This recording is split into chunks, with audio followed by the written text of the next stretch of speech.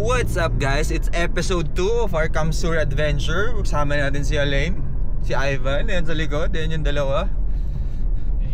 Kung di nyo pa nakapanood yung episode 1 dun sa Cute Cat, panoorin nyo. Ito yung episode 1. Panoorin nyo, maganda yun guys. So ngayon, nandito pa rin tayo sa Kamsur. Pero lumipat lang tayo ng spot para maiba naman, para may ma-share naman kami sa inyo na ibang spot naman. Dito lang din to, siguro mga 15-20 kilometers away from Cute Cat.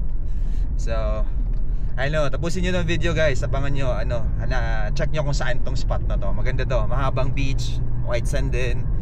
Medyo lang, liblib. Pero pakita ko sa inyo. Wherever you're going, I'm going to. Wala na guys. Sobrang liblib din talaga na to. Through the black and the blue, whatever the mountain will climb to the next. Honey, I'm with you through life and to death. Honey, I'm with you through life and to death.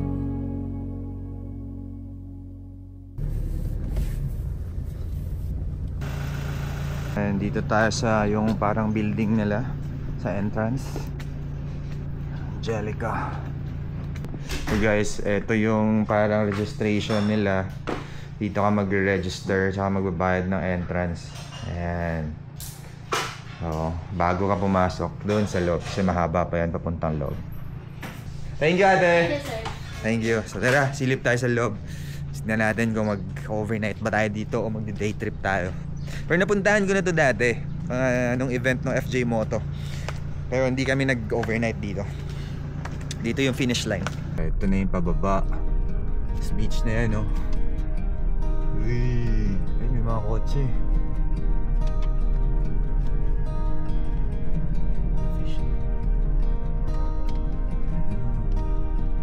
May mga cottage din. Uy, yun, beach, oh. Haba. Beware of jellyfishy. Ito na, tapos tayo mag-swim. Ayan, oh, tapos may mga Bermuda grass, mga cottage. Pero dun pa tayo sa unahan. Beach, oh. Mga pine trees pa dito, oh.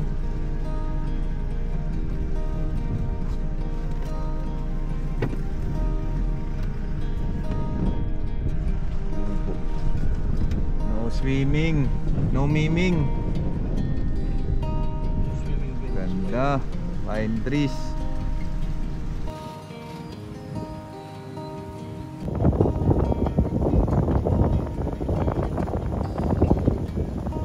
Dito tayo pupwesto sa may pine trees, beachfront. That's the lane. Ganda, ganda ng spot, lawak, oh. May pine tree sa dagat. Kaya ba? Saan? Ah, talaga? Ganda. Scenic yung Ganda, ganda. Ganda ng spot, ibang klase. Parang may sariling island. Yun. Parang Sarap sana maglaro sa mga buhangin na yan, no? Kaso nakatakot. as far as you can see is mine. Walang magre-recover sa amin pag nabulahaw kami dyan. Ayan, gagawa tayong bonfire para mamaya. May nabili ako sa Mongolia na parang itak. Okay naman. Mongolian cat. Mongolian cat. Gawa tayong bonfire para mamayang gabi. Tayo lang nandito. Wala tayo ibang kasama. Lawak, grabe.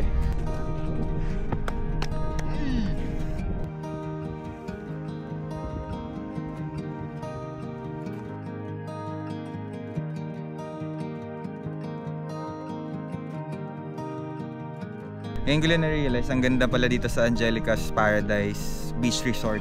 So yung last time pumunta ako dito, hapon na. Tapos di ko na masyadong nakita yung area. Pero ganda, ayan, oh. Pine trees, lawak nung shoreline. Then relaxing, ganda. May parang ano, ikaw mo, ilog ba sa likod. Ganda, iba ibang klase. So ngayon, lunchtime na. Ano oras na, Ban? 12:48. 12:48 na. Guys, kung di nyo pa napanood yung episode 1 dun sa Cute Campsite, panoorin nyo. Ito yung episode 2. And ito yung mga boys. Yan si Ivan, magsasaing. Syempre, rice cooker gagamitin natin. Rice cooker gaming. Si Alin, magluluto ng scrambled egg. Breakfast for lunch. Tsaka corned beef. Corn silog. Kasi medyo remote tayo eh. Ayan. Para tayong ano, Survivor Survivor series, Karamo, Di ba ano? dito yun sa- Survivor series si Ruma. No? Ito yun sa Bicol, di ba? Oo, sa Karamoan. Karamoan. Ganda ng spot, oh. Kaya siguro yung mga 20 sasakyan dito or more, kasya eh, oh.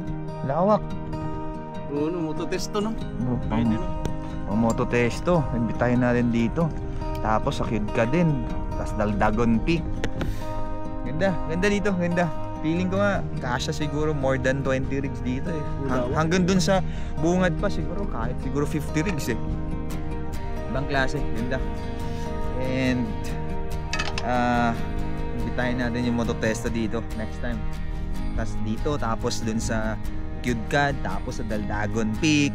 Ganda. Si Ruma, in fairness, na-amaze ako sa si Ruma. And to think, eto pa lang yung spot na puntahan namin. So for sure, marami pa yan na hindi pa namin nakikita. So I think babalik-balikan tong si Ruma. And yeah, siguro ngayon mag-lunch muna kami para may energy. Tapos mamayang gabi mag-bonfire tayo, walang sunset, nandun sunset, madilim.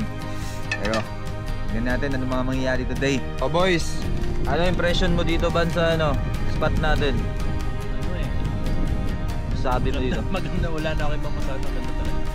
Hindi ganun ka crowded ng ng mga cottages. Wow. Parang dinesign talaga siya para maging park camping. Maraming space, no? Ano mas maganda dito dun sa episode 1?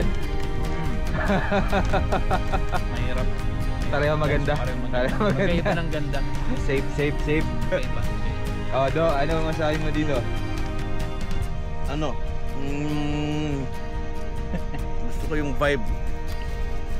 Tahimik. Tapos ganda. Ganda talaga. Ano mas maganda dito? Babalikan. Dito sa episode 1. Magkaiba ng kung magkaiba ng trip. Kung trip mo medyo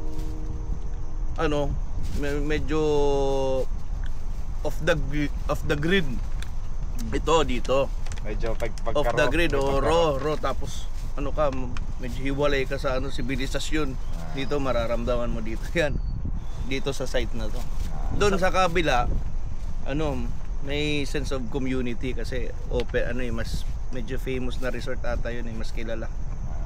Ito tago tapos wala mamaya mag-ano ako diyan magne-naked beach ako diyan. Takbo ako nakahubad. Wala makikialam sa iyo. Ganon ang dito. Aso lang habol sa iyo, Aso lang habol sa'yo. Grabe. Ayun, thank you. Then, katakas lang namin mag-lunch. Rates pala dito, base binayaran ko. Pag mag-overnight ka, overnight camping, 250 per person. Pag day trip lang, 150. Tapos may mga cottage din sila dito. Meron din mga rooms. Message din nila sila sa page nila. Parang yung room yata is 3-5, cottage is 800. Tapos pag overnight, 1-2, parang ganun. So, message nila sila sa page. Though hindi to sponsored. Gusto lang namin i-explore to kasi maganda yung spot. Pasalamat lang tayo sa natin, sa mga sumusuporta sa atin. Syempre yung Mototesto para sa napakaangas na build natin, Hilux. Nito tires natin na sobrang gamit na gamit on and off the road. And of course yung Elf Lubricants laging nagme-maintain sa makina natin. And Rival 4x4 bumper na napakaangas. And marami, Wildland RTT, yung deck drawer natin, yung Baja Designs natin na ilaw, marami yung Jackery, dami lightener active cargo system, yung Koni suspension natin na sobrang gamit na gamit dito sa biyahe sa Bicol, sa off-road section. Yan, so thank you. Sana hindi kayo magsawa sa sumuporta sa amin. And ayun lang, siguro mag-chill lang muna kami kasi mahangin. Siguro baka umidlip lang muna kami. And ayun, pakita ko din yung spot. Ito yung view dito. Pakita ko sa'yo. Tignan nyo to.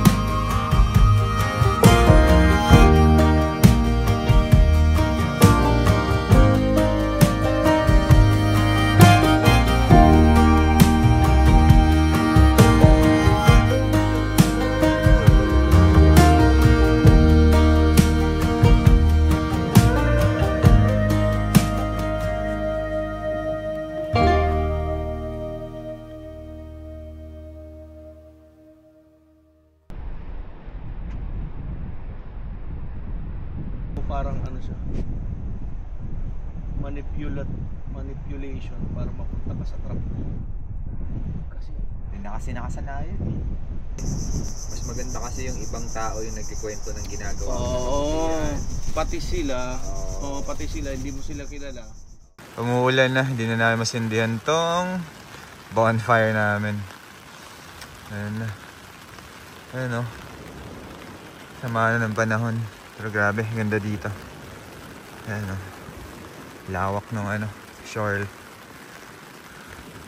Hey! Kami lang yun nandito.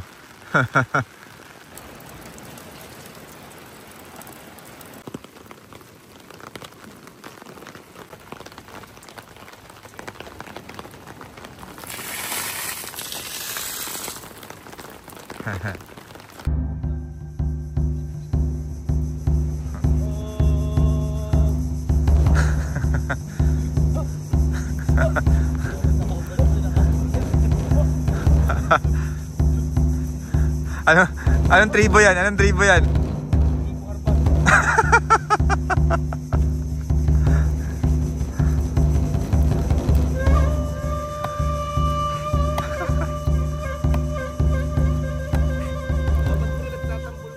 Oo nga eh. Ligaya.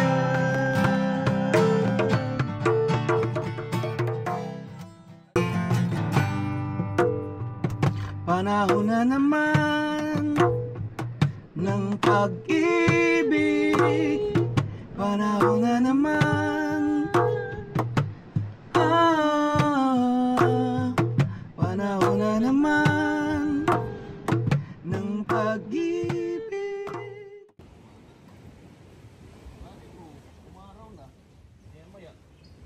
Good morning guys. It's day 2 dito sa bagong spot na pinuntahan namin dito sa Kamsur. And maulan ba din? So gumising kami maaga kasi dapat maakyat kami dun sa Daldagon Peak. Kaso maulan pa rin, so cancel kasi madulas dun eh.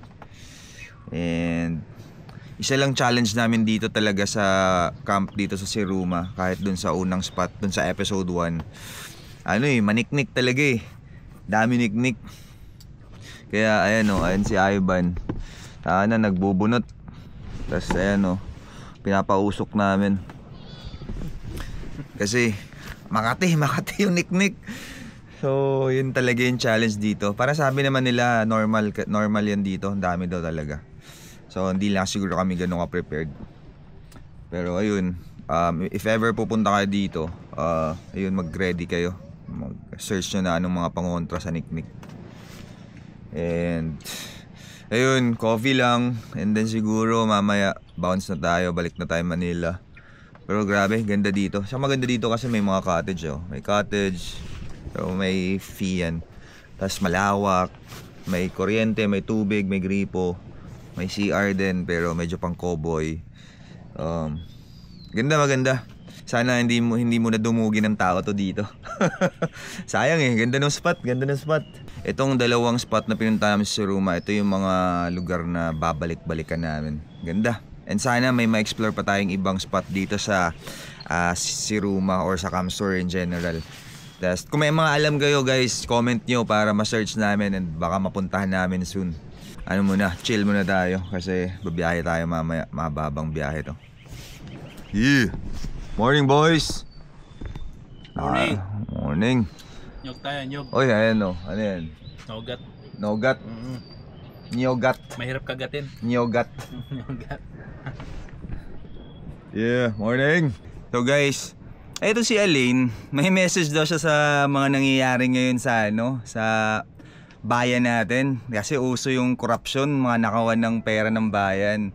So, ginawa niya ng kanta para ito daw yung mensahe niya sa mga nakaupong buhaya.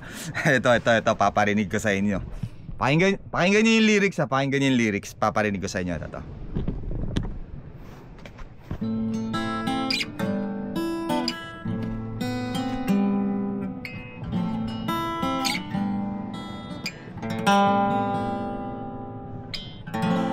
Masdan mo ang nakahiga sa bangketa, pakinggan mo ang kumakalam nilang sikmura, namamalimos pa rin ang mga bata sa kalsada. Kaba ng bayan, nasaan na? Di ko makita mga kawatan, kawatan, kawatan. Ang pera namin nasaan? Ang pera namin nasaan? Ang pera namin nasaan? Ibinusa mo. Ang pera namin nasaan? Kaba ng bayan, nasaan? Ang pera namin nasaan? Ibinusa mo. Paano mo matitiis ang bigat ng traffic? Paano mo matitiis ang peligro sa pag-uwi mo? Paano mo makakamit ang hustisya na pangmayaman? Asan na ang kanilang mga pangako? Ilang dekada nang napapako mga kawatan, kawatan, kawatan. Ang pera namin nasaan? Ang pera namin nasaan? Ang pera namin nasaan? Ibinusa mo. Ang pera namin nasaan? Kaba ng bayan, nasaan? Ang pera namin nasaan? Ibinusa mo. Kaba ng bayan, nasaan? Hindi ko makita. Iyong niluluste, kawawa ang maralita. Kami nagpapawis, kami nagtitiis. Anong ginagawa? Kinakawat lang ang buwis. Hey! Asan na ang kanilang mga pangako? Ilang dekada nang napapako mga kawatan, kawatan, kawatan. Ang pera namin nasaan? Ang pera namin nasaan? Ang pera namin nasaan? Ibinusa mo. Ang pera namin nasaan? Panang bayan, nasaan? Ang pera namin nasaan? Ibinusa mo.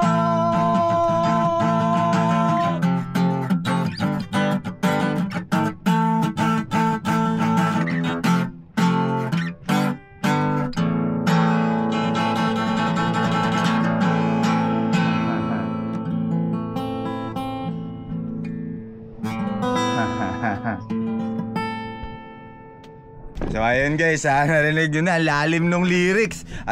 Sobrang applicable sa mga nangyayari ngayon. Daming mga kawatan. Kawatan. Maraming kawatan. Hey! Shout out sa mga buhaya, sa mga kawatan. Ay boy, ayan yung mga boys nagpapausok. Kasi inaatake na kami ng niknik. Ang dami niknik. Ang kati sa katawan. Dapat yan may may viral hook eh. Aray! Paano? Aray! Niknik! Aray! Tapos talaga yung May viral hook. Makati. 9 AM. Pack up na kami kasi masama din yung panahon. Tsaka nag-fiesta na yung Nick sa amin. Nick parang sand mites na yun, diba? Sand mites ata yun. So yun. And pupunta na kami Naga. Kasi naghahanap sila ng authentic Bicol Express. Yung isang friend namin na nag-message na taga Naga, parang may papatikim doon sa amin na Bicol Express. Authentic daw. Yun daw sikat sa Naga. So tara, puntahan natin sa Naga. Siguro Naga mga 2 hours from here. And tara, doon tayo. Kain muna tayo. Di pa kami nagbe-breakfast eh. Let's go. Let's go.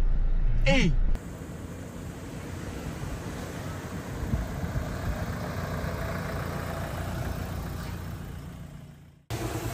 So guys, nandito tayo sa Naga. Papaka-carwash tayo. Habang dyan si Sir Mike. Kaya Sir Mike pala, siya may-ari nitong spot dito. Car wash and 4x4 shop. Ito, bukas lang ito eh. Kailan lang ito nagbukas, Sir Mike? January. This year lang.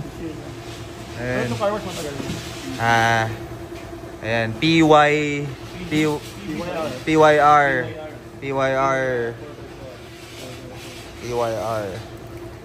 Ayan, pag nasa Naga kayo guys, car wash and yan ayan yung shop. Siya magpapakain sa amin ng ng Bicol Express. Hanap mo, di ba? Authentic Bicolano challenge. Pero sili, dapat sili kainin mo. Kayo lang yun. Tikim lang ako. Nag-reflect ko kaya kasi yun yan. Ayun yung Hilux natin, malinis na ulit puro putik yan.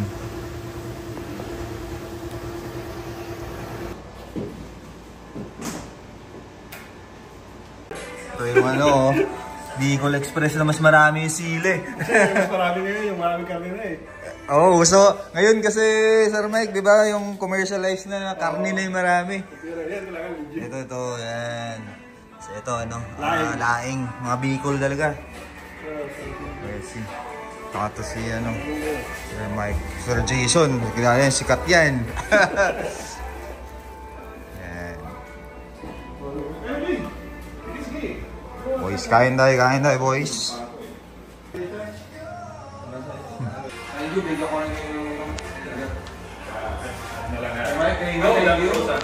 Sir, video lang.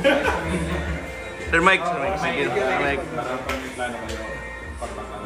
Oo, pagka lumayo kami dito.